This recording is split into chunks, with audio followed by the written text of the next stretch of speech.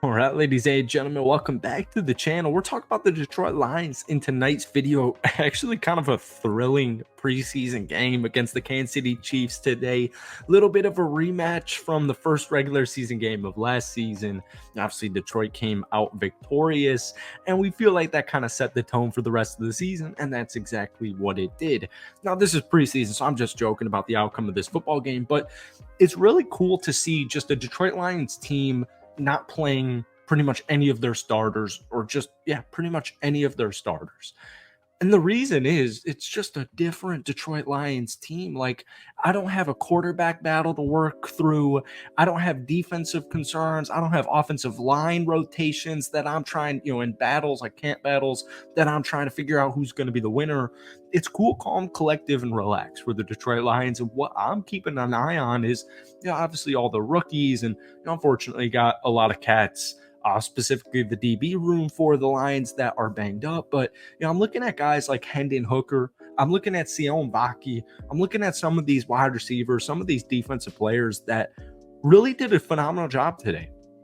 And it's just cool because, like last week, what was it? 14-3 New York Giants over Detroit, right? Like, it's preseason, but it's just kind of this different atmosphere. It's this different vibe.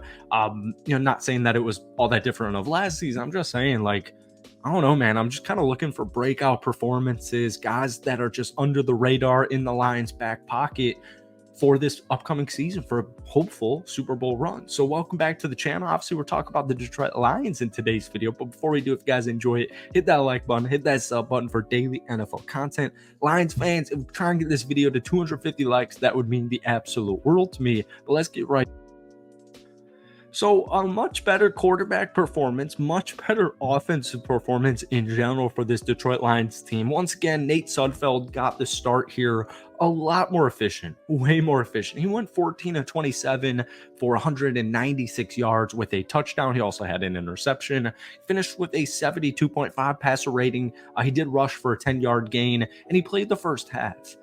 But what we were all curious about, and what we were all excited about, if you were watching this Detroit Lions preseason game, was Mr. Hendon Hooker. All right. So he came out here and he started the second half. This was his second ever NFL game. And obviously, Nate last week against New York played horrid. The offense in general played horrid. But we all wanted to see more Hendon Hooker. So he started the second half, and I thought he played really well. He completed 12 out of his 15 passes, 150 total passing yards, all right? That equated to 108.3 rating. He also rushed 5 times for 11 yards, including a 7-yard rushing touchdown. So this is a really good problem to have, is who's the backup quarterback? Last week, if you asked me, even though that was Hendon Hooker's first ever NFL game, I would have just said, cut Nate right here, right now, even though he's a veteran in the NFL. One thing that the Lions have going for them that just a lot of teams would love for is a reliable quarterback as far as health goes. I don't have any concerns for Jared Goff, missing time due to his legs, right? Justin Fields, Lamar Jackson, except Josh Allen, et cetera, et cetera. So Jared Goff, reliability is everything, especially in the NFL, and the Lions, it's a huge benefit. But one thing that just concerns me, and you're just going to kind of notice this reoccurring pattern as we go through this video, is, all right, what happens if Jared Goff takes a hit and he falls down wrong, or he falls down wrong on his shoulder, tweaks a finger, gets a concussion, needs to miss a week or two. What happens now? Because for the Detroit Lions, and I say this in all my Lions videos, I don't care what the record is, but at the same time, getting that number 1 seed in the NFC, I mean, that is a game changer. So at the end of the day, like we just saw with the Kansas City Chiefs last year, like you clearly, and San Francisco, like you don't need the number 1 seed, right? You don't necessarily need it, but it does go a long way, especially for a team like the Detroit Lions, where, any edge is an edge, especially in the playoffs. Football is a game of inches, right? It's a game of inches. It's a game of centimeters. So, Jared Goff gets banged up, right? I hate even talking about stuff like this, but you have to, right? Jared Goff gets banged up. And then you got an opponent in my Green Bay Packers the upcoming week, and Hendon Hooker or Nate Sudfeld's got to start. Well, yeah, if Detroit finishes 11-6, that's fine. If they finish 10-7 and still make the playoffs, that's fine. But you still want to win football games, when you're missing your starting quarterback. So I hate talking about stuff like this, but it just needs to be said, because the backup quarterback role for the Detroit Lions, it could be something, right?